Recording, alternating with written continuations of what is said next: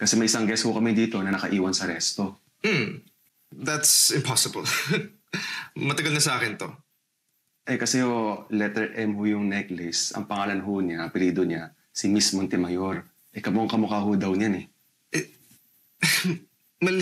Mali ka. It's because of my business. M for Muchi.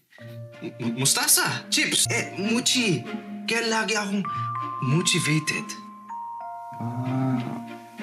Sige sir, ganito na lang ho. Kung pwede ho, pipicturean ko na lang yan. Ipapadala ko kay Miss Montemayor. Pag nalaman ho natin na sa kanya ho yan, pwede yung isurrender na lang ho natin yung necklace. Okay, sige. Pero wait lang. Kung sa akin tong necklace na to, mag-iwan ako ng bad review about sa resort niyo. That will be seen by thousands of my followers. Deal?